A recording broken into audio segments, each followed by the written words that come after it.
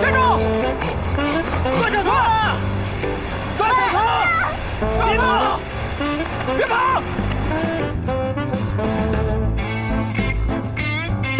抓住他！快抓小偷！哎，别跑！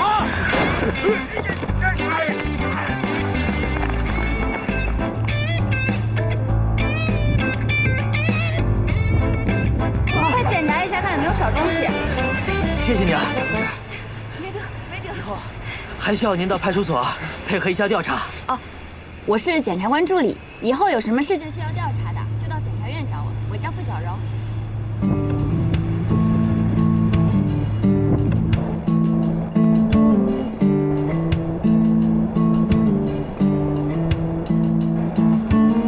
高处早，高处。高处早。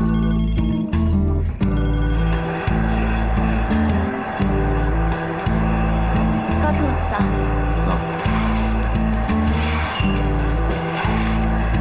高处早。高处，这是陈检察官留下的案件卷宗。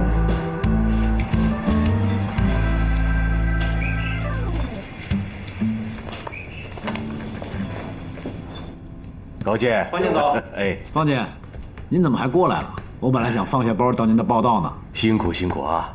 这次国外抓捕，你的指认配合工作做得不错，领导们很高兴。哎，你可给中国的检察官争了光啊！没有，又立了一功。立什么功啊？您请坐。这次出去也耽误了很多工作。哦，这个问题是该解决了，不能一个人包揽天下吧？我给你配了一个检察官助理。检察官助理，政法大学毕业的高材生，人家呀点名要跟你学习，上周就来报道了，你不在，我让他今天就来找你，好好带带人家。您给我配备了个女的。你怎么知道是个女的？我想我们应该见过了。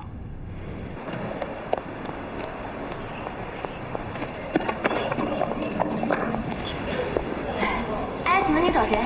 啊，你好，我是来报道的。请问高健出场在几层？在5层。谢谢啊。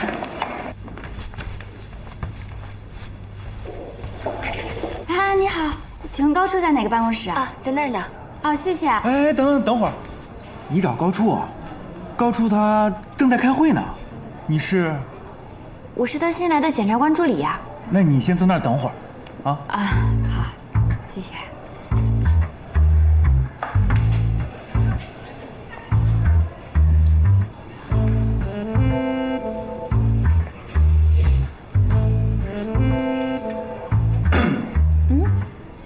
怎么没有高处的照片呀？那高处是高级检察官，怎么可能在这儿呢？哎，看见我了吗？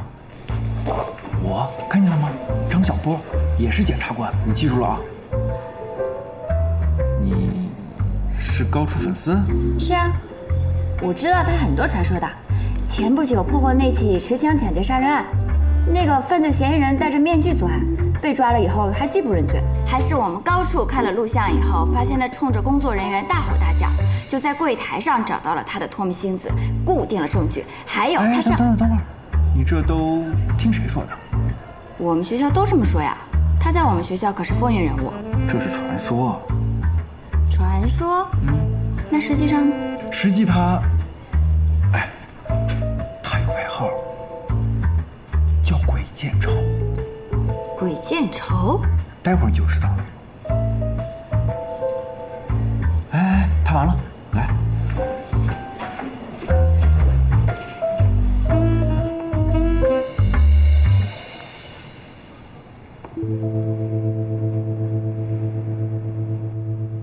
付小柔，大学4年，特等奖学金，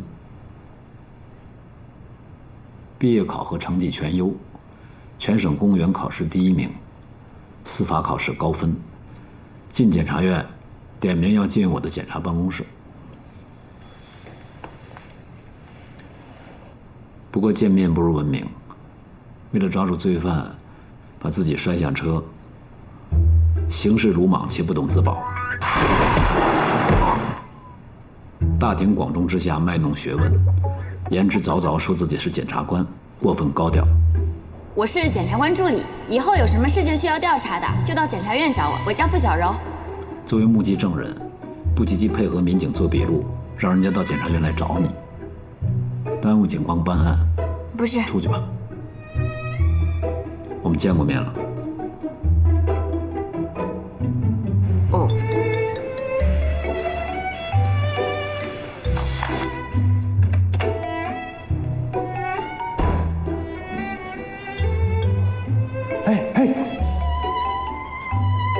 哎，小同志，这么快见完了？连句话都不让我说。你可不是第一个在高处这儿碰壁的。来，喝点天然水，别生气啊。我跟你说啊，人无完人嘛。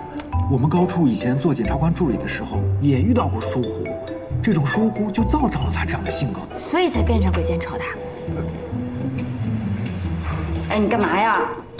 我问你呢嘛，是不是因为这件事变成鬼见愁的呀？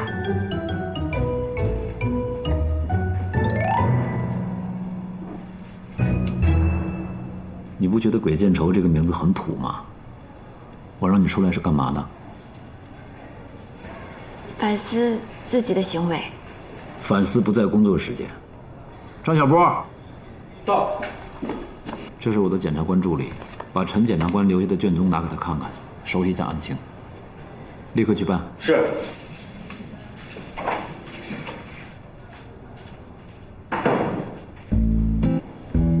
过关了。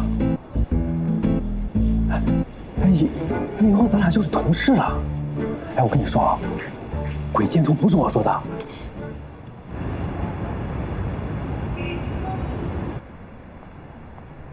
邓总，委托手续已经办好了。这个案子介入的时间晚了，现在要争分夺秒，尽可能掌握所有的情况。这个案子我们一定要接吗？这个案子值得做。我看过卷宗，马月月的确承认自己撞被害人致死。但是被害人是不是因为车祸致死？警方虽然有初步的意见，但是依然存在疑点。可我总觉得这个案子胜算的可能性不大。找上有难度的案子，才能够让自己快速成长。我有预感，这个案子会让我们一举成名。你准备一下，马上跟我去看守所。这是犯罪嫌疑人马月月，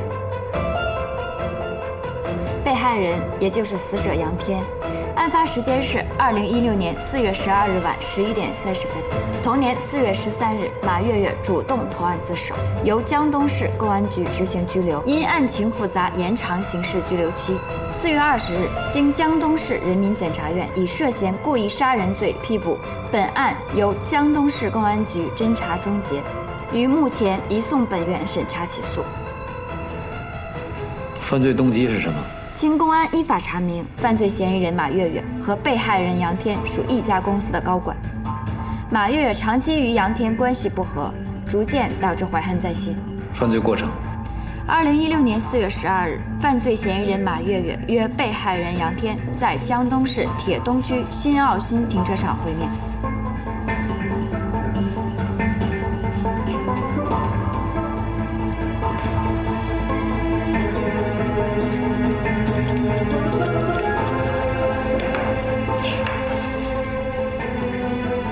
我叫邓凯文，他叫沈杰，我们是卡米洛特律师事务所的律师。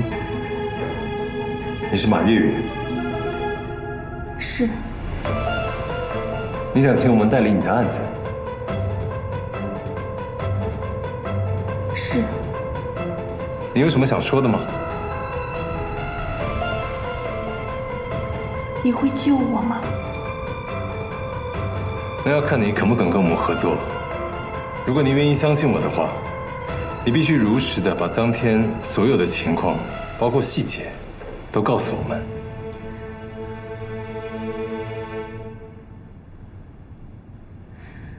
那天我约杨天在停车场见面，我们这是最后一次。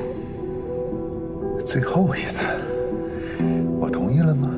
是。是你答应过我的。证据在我的手里，我什么时候叫你过来，你就得什么时候到。杨天，你也太过分了，我还有家庭。跑到这儿来跟我谈家庭，你跟别人在一起的时候总不谈家庭。无耻！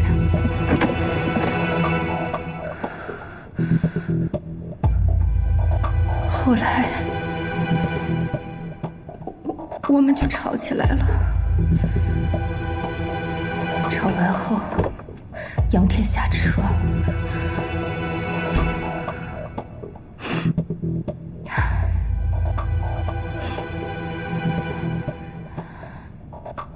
他在车外，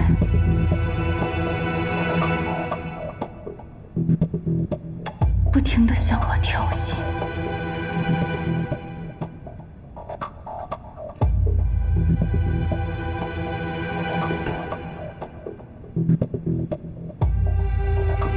看着他，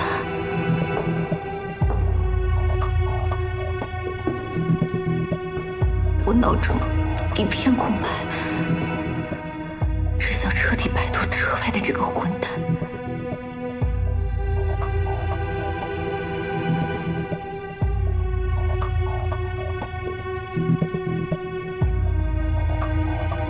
厌恶、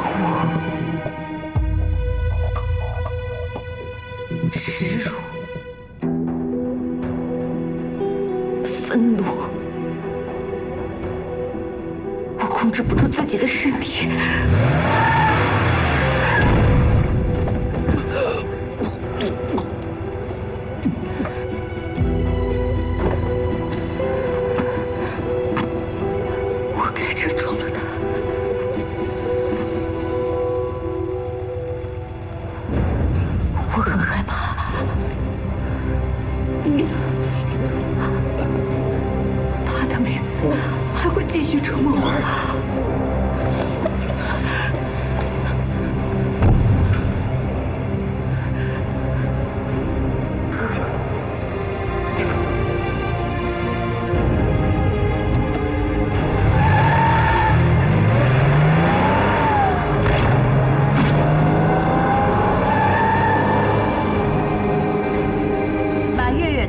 进行2次碾压，并随之逃离现场。停车场看护人员孔令新巡查时发现了受伤的杨天，拨打了120电话。之后，杨天被送到江东市医院救治。杨天经医护人员全力抢救，仍在4月13日凌晨5点钟死亡。这是法医出具的鉴定意见，证明杨天生前因车祸2次碾压，导致头部、肾脏、肝脏等多处器官受损而死亡。马月月多次接受公安机关审讯时，供述了犯罪事实。经公安机关依法调查，根据已有证据判断，他涉嫌故意杀人罪，罪名成立。这个案件经过网络发酵，现在已经成为我们江东市乃至全国的新闻热点。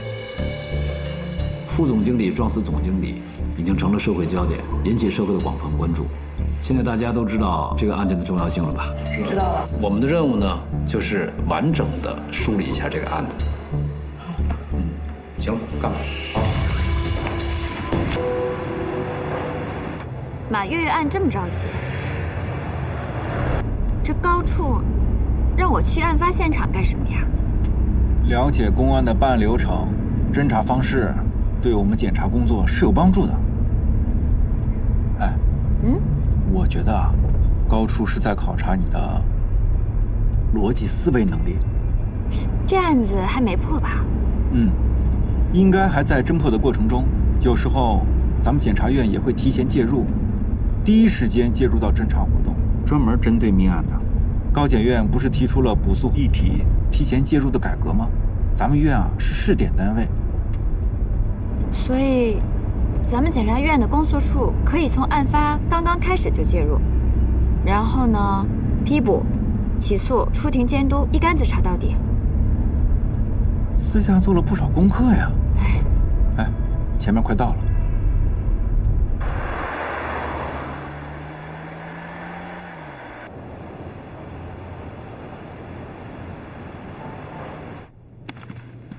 哎，小韩，哎，小波，我来介绍一下啊，这是我们高处新来的检察官助理付小柔。你好。你好，小柔，刑警队韩冰。马队让我给你们介绍一下案子的基本情况。来，这边。啊，谢谢。3天前，我们接到这家银行经理的报案。按照惯例，那天为银行的取款日，一名取款人员在保安和银行金库的管理员田明的陪同下，一起进入了金库。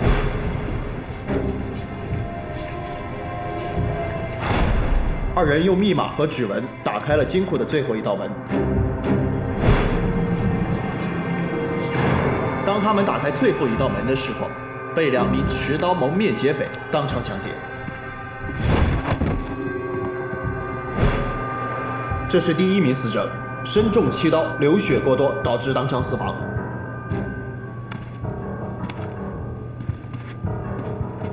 这是第2名死者，身中5刀后，被凶手用扯断连接摄像头的电线，当场勒死。这边，这是第3名受害者，是银行金库管理员田明，身中3刀，流血过多，当场昏迷，现在正在医院抢救。根据核实，银行的200万现金和300块500克的金锭，现在下落不明。这些就是这个案子的基本情况。还有没有留下什么其他痕迹？当时我们从掉在地上的摄像头中找到了一段残留的影像，我们已经移交由技术部门鉴定。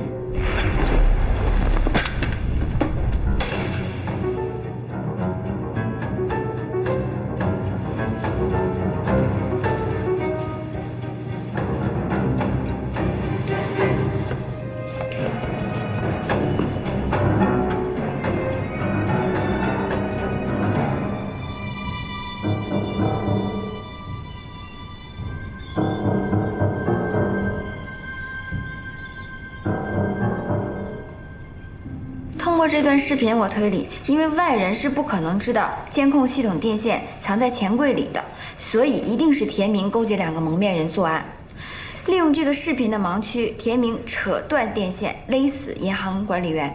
在这个时候，外面的保安听到了声音要跑进来，结果被后面的2个蒙面人连刺数刀致死。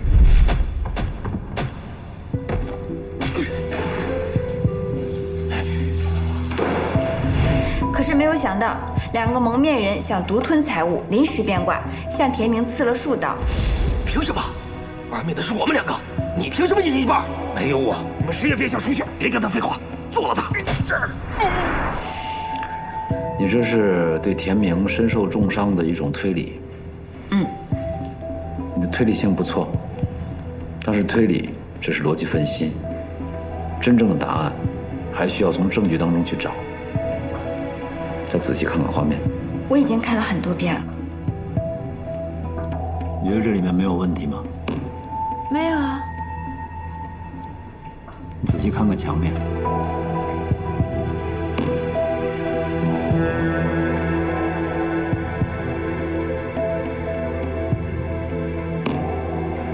你不是去过现场吗？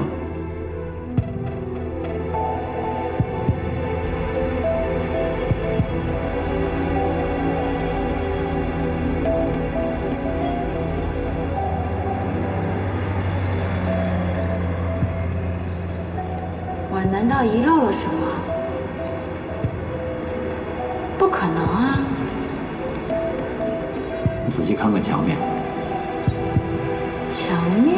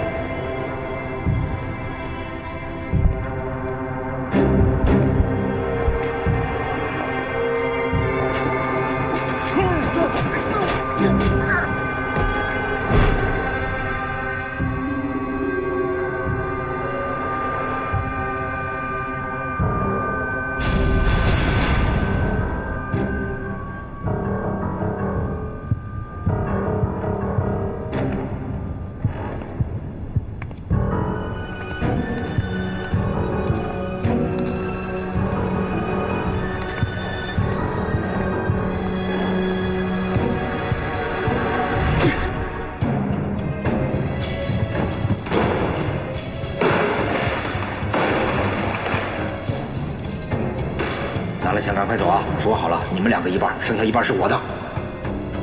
凭什么？外面的是我们2个，你凭什么一半？想反悔是不是？没有我，你们进得来吗？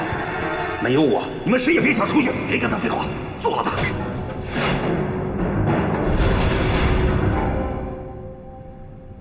墙面。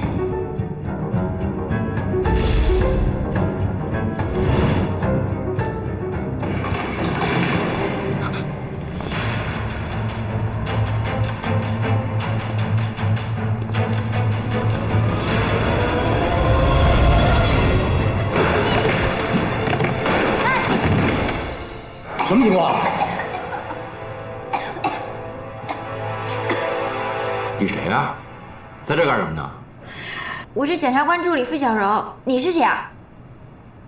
这是我们刑警队马队，马立行。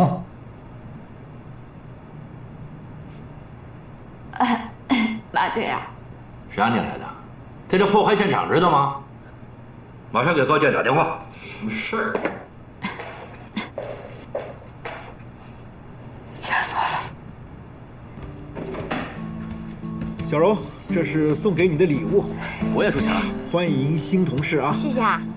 按照惯例，我们大家要给新来的同事开个欢迎会。你说咱们去吃西餐还是川菜？哎呀，别吃饭了，天天吃饭，我还减肥呢。咱们去逛街吧。不是，小柔，跟你有什么关系？人家小柔是新来的。对啊。小柔，你说西餐还是川菜？吃西餐，别吃饭了，吃西餐。好，小柔说西餐，那就西餐。走，下班。哎，你们干嘛呢？不下班了吗？怎么还不走啊？高处，小柔不是新来的同事吗？我们想开个欢迎会，让我们增进感情。增进感情。对呀。在工作中也可以增进感情啊！正好我加班，你们跟我一块儿，把卷宗再看一遍，重要证据再检查一次。怎么到我这改规矩啦？肯定是刘明刚的那个案件出现了问题。好了，加班。加班吧。精确的 DNA 检测报告周3可以拿到，我安排专人周3去您那儿，只要报告一出来，就交给他就行了。好的。周3您能否到庭说明检验的依据？我要到周3中午才能到江东啊。中午才能到江东啊？不知道能不能赶上。啊，那没关系，这样，到时候我派人去高铁站接你。胡小柔，交给你个任务，周3一早去趟王教授那儿，就在那儿等着精确的 DNA 报告出来以后，马上送至法庭。中午去高铁站把王教授接到法庭，那个时间我应该已经在法庭上了。又让我跑腿儿。这不是一般的跑腿儿，是重要的证据。周32点之前，王教授必须到达法庭，能完成吗？能。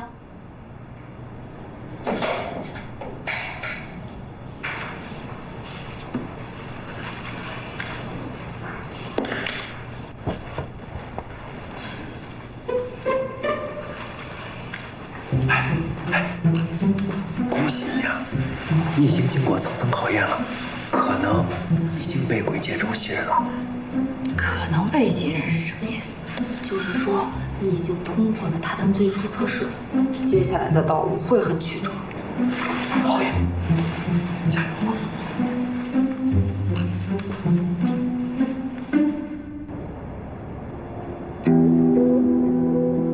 大家注意看，这个视频正好拍下了行凶者逃跑的画面。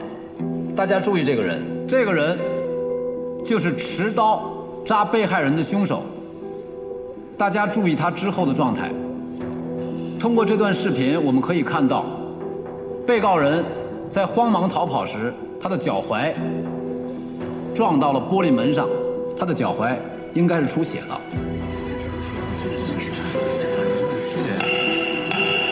肃静。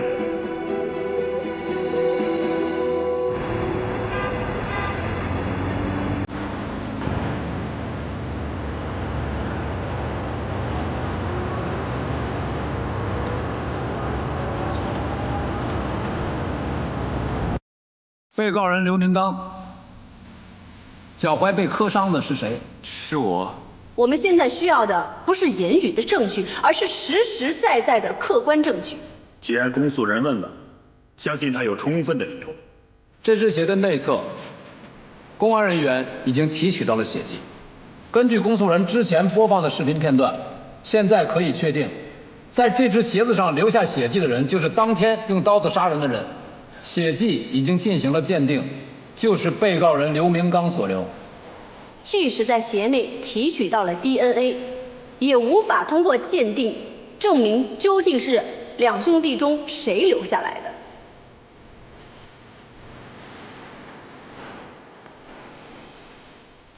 公诉人要补充什么证据吗？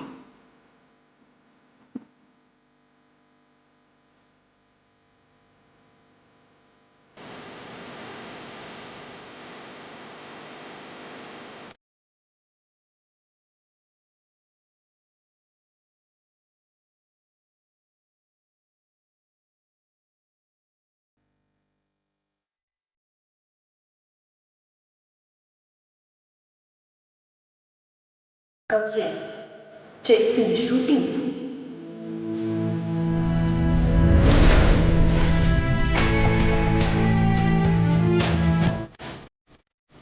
审判长，公诉人申请出示新的证据。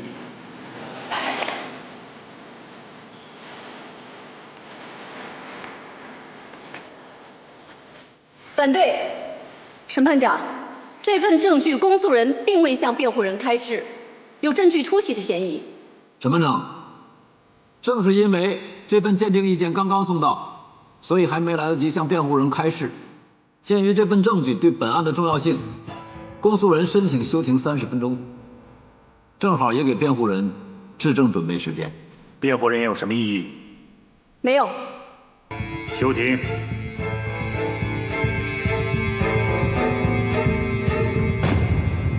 审判长，鉴于公诉人给出的这份鉴定意见非常专业，辩护人认为有必要请鉴定人出庭向我们解释一下这份鉴定意见的依据。公诉人对辩护人的请求，你有意见吗？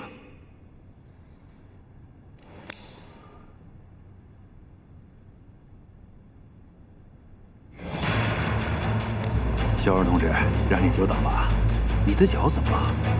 没事，老李，麻烦开快点。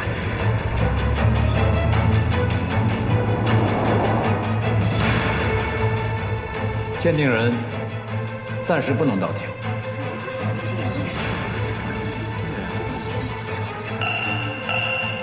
大家肃静。审判长，辩护人认为，在鉴定人无法出庭解释的情况下，这份证据不应被采信，同时也请合议庭对该证据不予采信。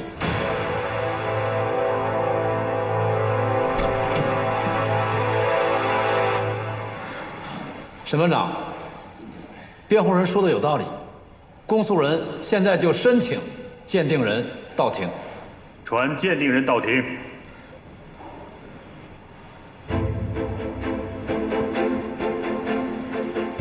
请问，目前全世界有什么方法可以区分同卵双胞胎的 DNA？ 没有什么方法可以区别，但是它并不等同于同卵双胞胎就不能够被区别。不好意思，我不太清楚你的意思，能不能给我们解释一下？我给你举个例子，你和你的妹妹买了2条完全相同的裙子，一人1条。在刚买来的时候，这2条裙子是一模一样的，你们也分不出来。但是过一段时间以后，你的那条裙子由于是水洗，有点缩水了，而你妹妹的那一条一直是干洗，它没有缩水。从此之后，这2条裙子即使看着很像，但是你们却可以轻松地把它辨认出来。我们从犯罪现场2个兄弟的 DNA 里面进行了更深刻的分析，发现刘明强的 DNA 基因片段中出现了突变，而刘明刚的却没有。这只鞋子上面的血迹提取物中检测到的 DNA 并没有突变，所以它无疑是刘明刚的。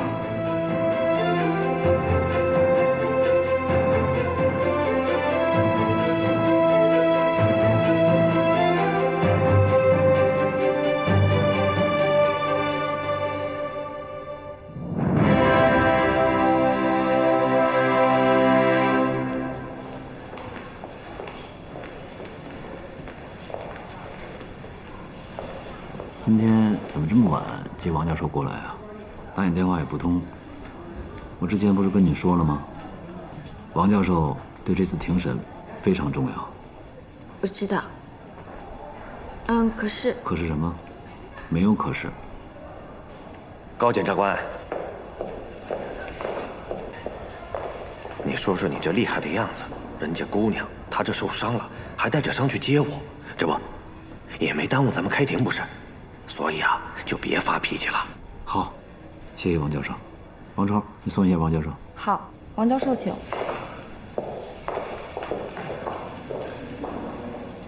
上哪儿了？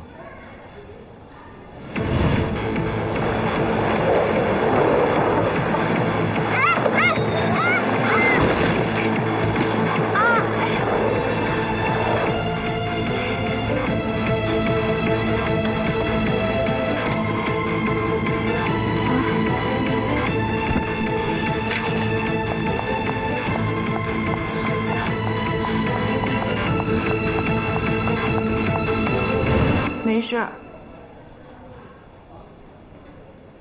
张小波，你带付小柔马上到医院去，检查一下脚踝。啊，好。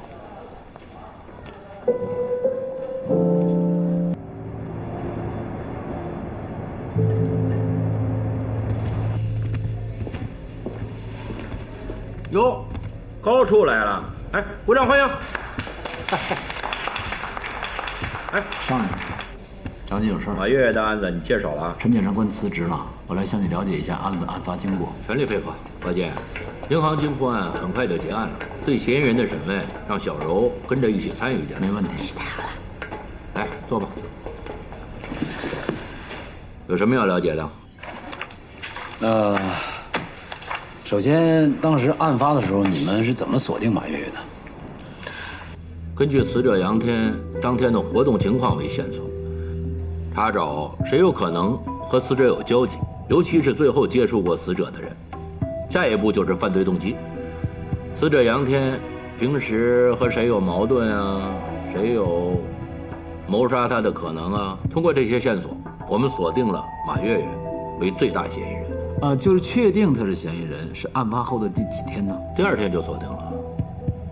正准备抓捕的时候，他就投案自首了。从案发到第二天，他投案自首，他去哪儿了？他做了什么？卷宗中没有体现。他自己供述，犯罪之后去了海边，一直在纠结是否要自首。他只是认罪，其他的什么都没交代。马月从案发到投案的行踪，我还是有所怀疑。这个期间他去哪儿了？见了什么人？做了什么？这案子不起诉了吗？马月月认罪态度也挺好的，你觉得有问题啊？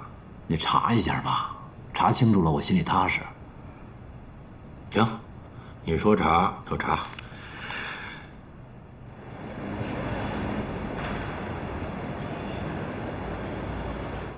田明吃了那么大的亏，怎么可能不交代你们的事儿啊？那你可以去问他呀。我这儿给你一个坦白的机会，说吧，金靖是不是藏在你们伪造监控的地方？制造假的监控录像，也就是说，肯定有第二现场了。确切的说，是第一案发现场。哦。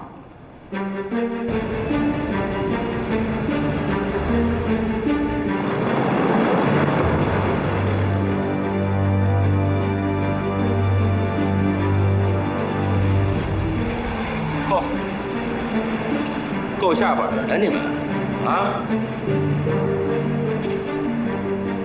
小柔，这才是犯罪现场呢。金定呢？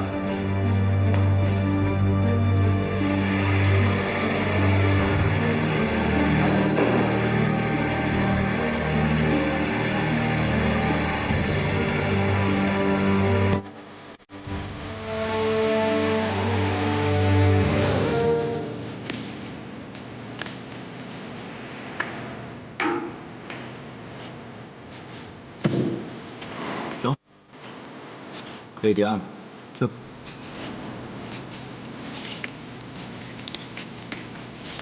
小柔，看明白了吗？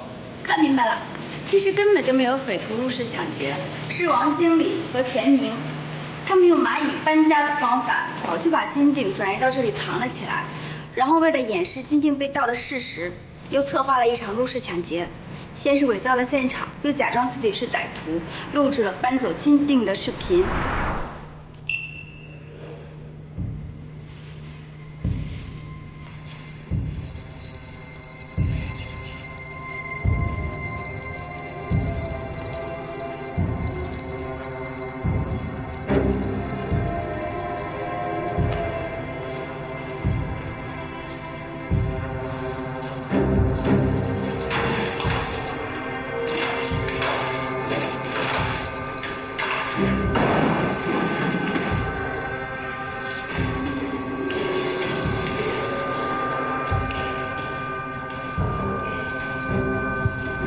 最后再扯断金库监控的连接线，毁掉了真实犯罪过程的监控录像，混淆视听。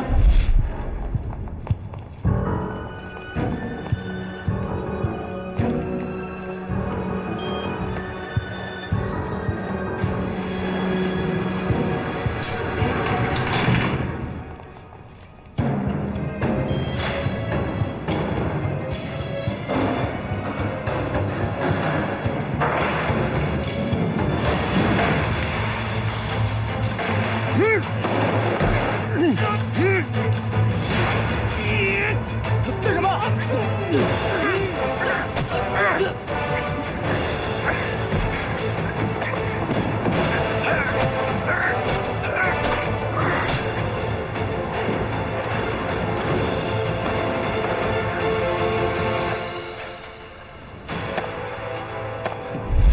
已经不错了，在现场溜达一圈，就能发现是熟人作案，比张小波强多了。一个检察官初来乍到的，要都像高健那么聪明，侦查你们也一起干了得了，让我们公安干嘛呀？嘿，我给你上的第一课就是眼见是实，耳听是虚；第二课就是告诉你，眼见也未必是事实，懂了吗？嗯。王经理，你说你跟田明是一条线上的蚂蚱，你为什么杀他呀？我觉得这种事儿少一个人知道，便多一份安全。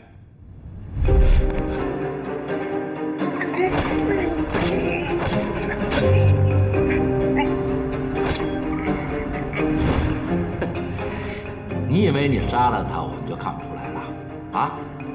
你以为你们俩演个双簧就能骗过我们？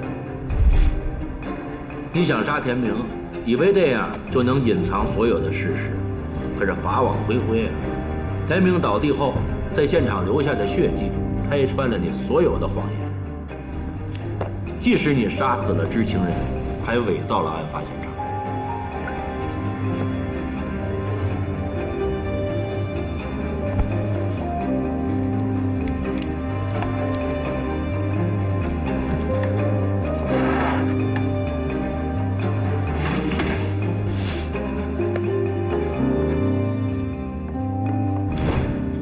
太天真了。怎么样，小柔，能当你师叔了吧？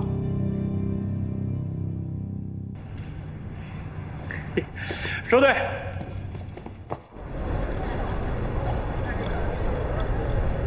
银行金库抢劫案查得怎么样？挺顺利的，马立行他们已经破案了，嫌疑人也已经到案了。傅小柔参与了吗？参与了。怎么样？胆大心细，证据审查能力强，逻辑推理能力也不错，可用。给你配个助手不容易啊，好好的带一带。嗯啊。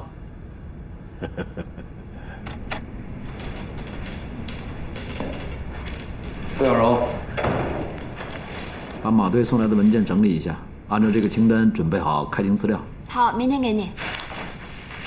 我今天必须要拿到这份资料。那我稍前整理。您加班到几点啊？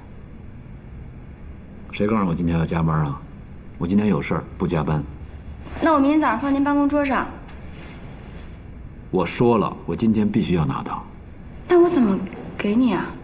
你弄完了不会给我打电话吗？我的电话可以查到，什么事儿都让我一步步教你。什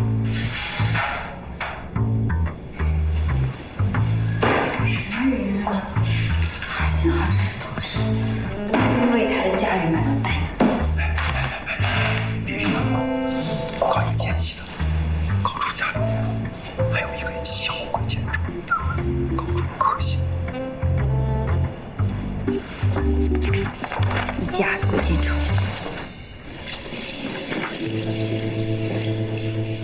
哟，老高，哪阵风把你给吹回来了？这么早啊？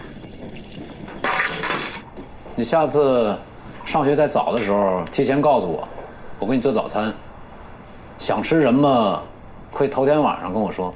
我想吃方便面。不能总吃方便面，垃圾食品。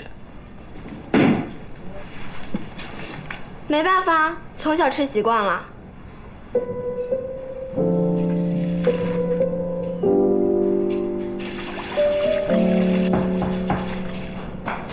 你说，去开门，我站着手呢。你找谁？这里是高健家吗？对啊，你找老高。谁呀？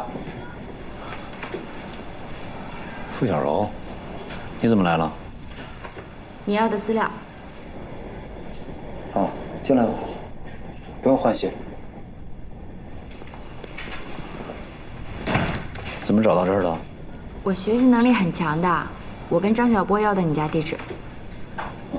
行，放那桌上，正好我做饭呢，一块儿吃点。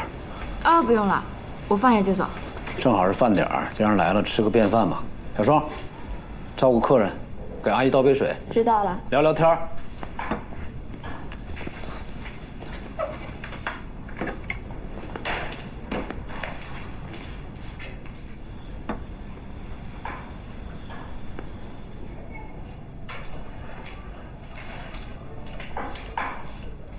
给，谢谢啊。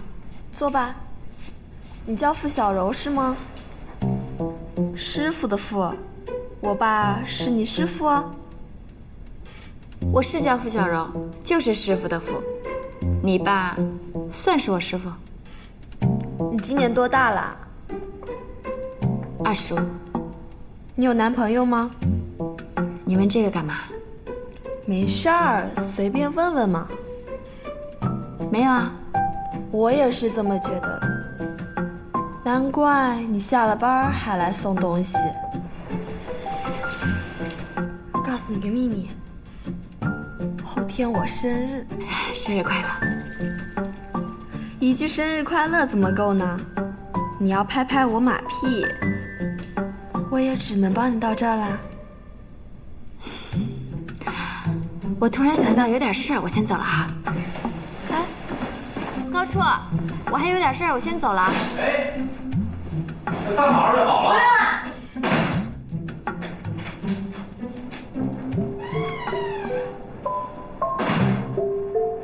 小双。啊？跟他说什么了？没说什么呀，你不是让我跟他随便聊聊吗？晚上吃饭了啊？你真的没泡方便面呀？没有。从今天开始，家里所有的方便面都会消失。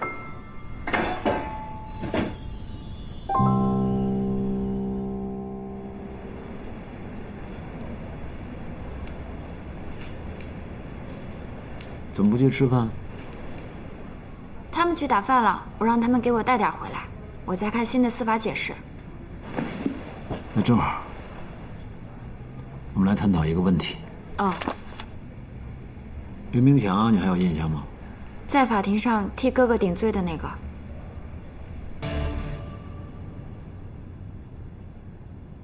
公诉人也要说明一下，辩护人逻辑很清晰，但却存在一个问题：当一个人要么他犯的是重罪，要么犯的是轻罪，但具体是哪个罪不清楚时，那该如何处理呢？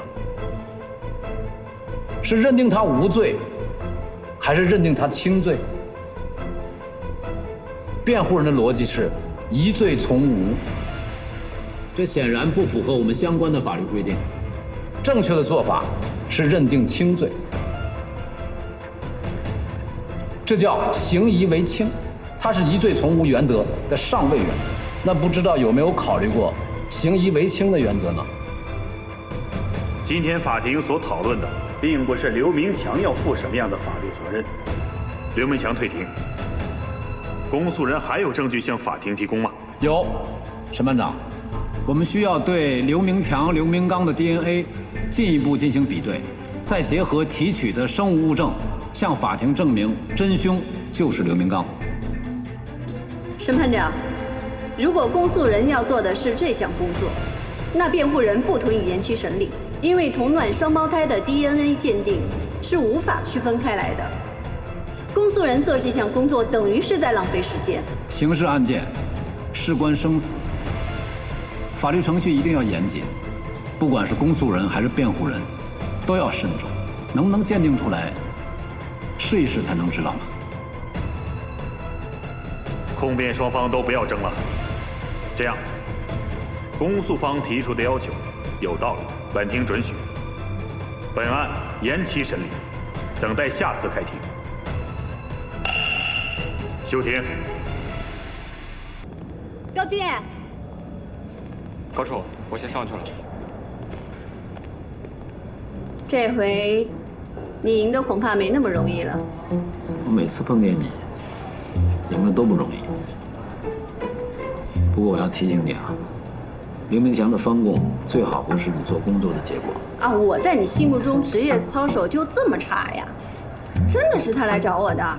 临上庭之前，我反复跟他。律师和辩方证人的沟通不要告诉我，我只是提醒你。谢谢师哥的提醒。我爸下月生日，你来吗？叶老师过生日，哪次我忘过呀？公安局已经提捕，想问问我们的意见。理论上来讲，他的行为已经构成了伪证罪，但是他妈妈太可怜了，所以最好别再处理了。是，但也不全是。有什么想法就说嘛，我们再探讨。我认为林明强虽然犯了伪证罪，但可以不追究的原因，不仅仅是因为他有一个可怜的母亲需要人照顾，当然，这肯定是原因之一。更重要的是，他是在为自己的哥哥做伪证，欺骗法庭，这是可以理解的。中国古代有亲亲得相守逆的传统，也就是说，从古至今，我们就有这样的思考习惯。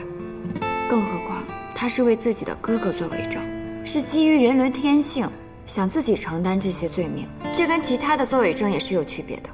所以呢？所以我认为可以对他做酌定不起诉，情节轻微，可以做不起诉决定。酌定不起诉，我忘了。你没忘？你这是对我又有一次的考核吧？还要考多少次啊？对于一个检察官的考核是终身的，没有次数限定，所以你要时刻准备着。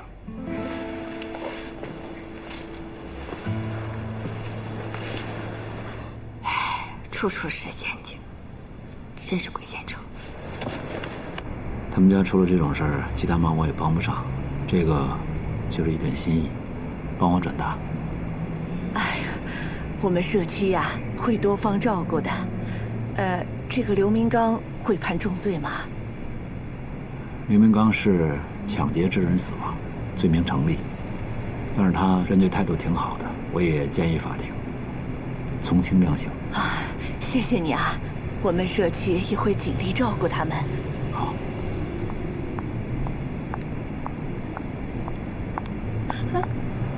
你怎么也在这儿？你怎么也来了？您好，那个我想给刘明刚家里捐点钱。哦，谢谢谢谢，不客气，谢谢叶律师。好。你呀，还是跟以前一样，外冷内热，就像你自己说的那句话：善良不要喧哗。我说过吗？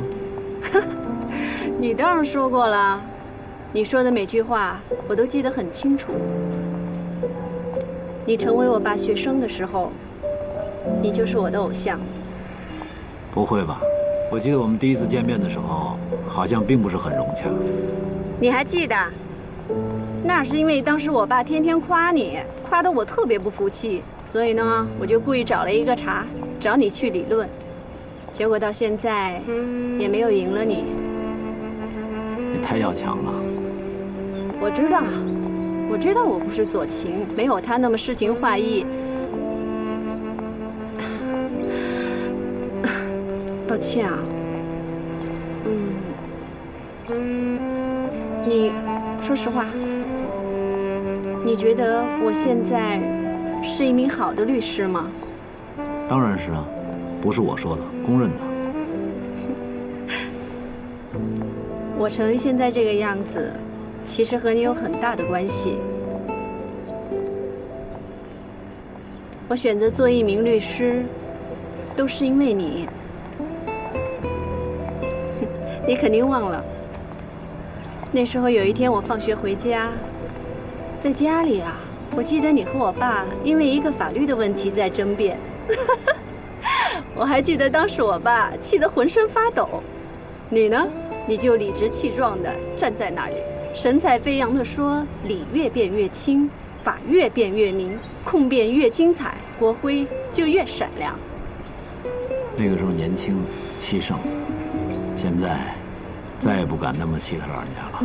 可是你不知道，那时候你说的那段话让我特别激动，也就是在那一刻，我下定决心要做一名刑辩律师。为什么不是检察官呢？因为我知道你的理想是做公诉人，有控诉就要有辩护，如果没有辩护律师，公诉人指控的公平价值就无法充分体现。我希望有一天我们同时站在法庭上，实现彼此的价值。好，我也很期待，期待那种高水准的对抗，在法庭上妙语连珠中体现法治精神，因为很过瘾。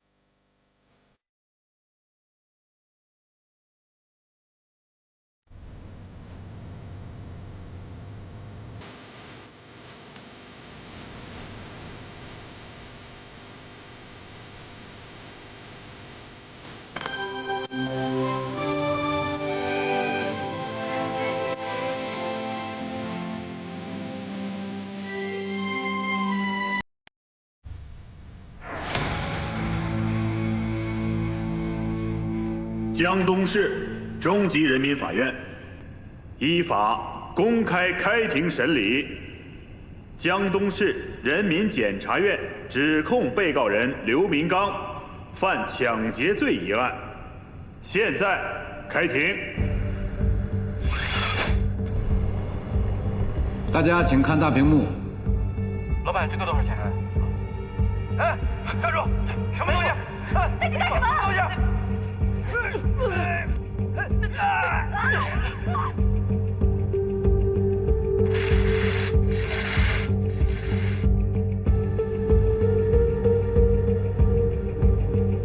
被告人刘明刚，公诉人播放的视频，你有意见吗？没有。辩护人有意见吗？没有。请公诉人继续出示证据。这是被告人刘明刚的行凶凶器，刀刃上提取的血迹，经鉴定是被害人所留。被告人，刚才的这件物证，你有意见吗？没有。辩护人呢？没有。审判长，公诉人申请本案的目击证人，药店管理员高丽娜出庭作证。传证人高丽娜到庭。证人坐。公诉人，你可以发问了。高女士，请问今年4月23日上午9点钟，您在哪里？我在药店上班。那个男的趁我不注意，拿一盒很贵的虫草偷偷装起来，想偷出去。站住！没什么东西。老板上前制止。没有。你在干什么？结果他就拿出刀捅了老板。我赶过去，老板已经倒在地上了。谢谢，我的问题问完了。被告人，你有问题要问证人吗？没有。辩护人呢？没有。陈哥，人都往你前面去了。谁这么大胆？没见过，不认识，一个新来的。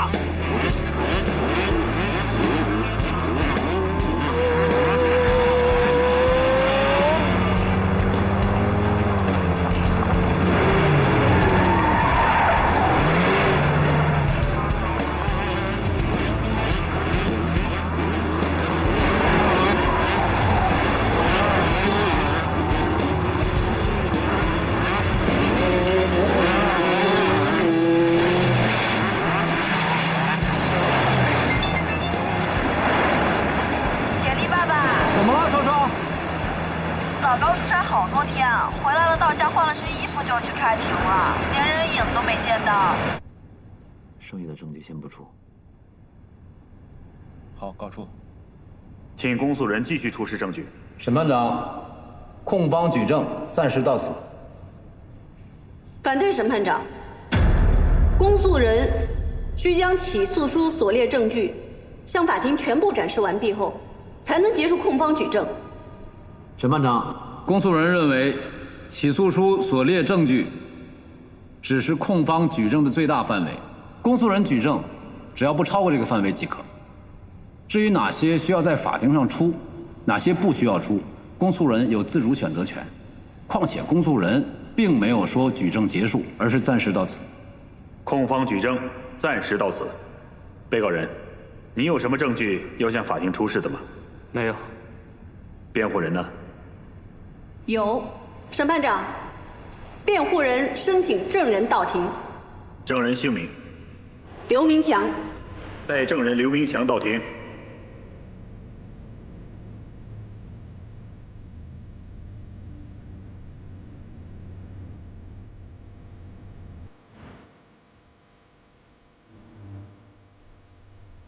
你是哥哥还是弟弟？弟弟。今年4月23日上午9点，你在哪里，在做什么？我和哥哥刘明刚去药店偷药。偷的是什么？虫草。为什么要偷虫草？我妈妈病了，想给她补身体。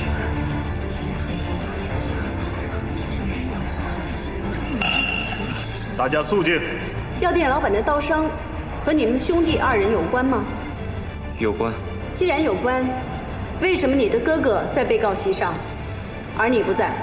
因为我哥说是他知道杀的老板，刀子是他的，我并不知道他带着刀，跟抓人没有关系。所以你只是盗窃未遂，又因为和虫草的价值不算巨大，所以检察院对你做出不起诉处理，是吗？是的。那你的哥哥说的是事实吗？不是。大家肃静。那事实是，摔倒的人是我哥刘明刚，扎老板的人是我刘明强，刀子是我的，我哥哥没有扎人。审判长，我弟弟糊涂，摔倒的是他，扎人的是我弟弟没有扎人，你们不要听他胡说啊！请被告人尊重法庭秩序，不要随意发言。请问公诉人有什么要提问的吗？证人刘明强，你知不知道你现在在法庭上的身份？知道。证人。证人如果违背事实作证，将会承担法律责任。如果人是你扎的，你将承担抢劫致人死亡的刑事责任，最高可判处死刑。如果人不是你扎的，要承担伪证罪的刑事责任，最高可判处7年有期徒刑。这个你知道吗？反对。审判长，公诉人在威胁我方证人。辩护人，公诉人只是告知证人的法律后果，不是威胁。审判长，目前兄弟2人均称自己是被告，而杀人与对方无关。在这样的情况之下，公诉人根本就没有充足的证据来证明到底谁是行凶人。根据疑罪从无的原则，既不能判定刘明强犯抢劫罪，也不能判定其犯伪证罪。当然，刘明强的哥哥刘明刚的犯罪事实也不能确定。大家肃静。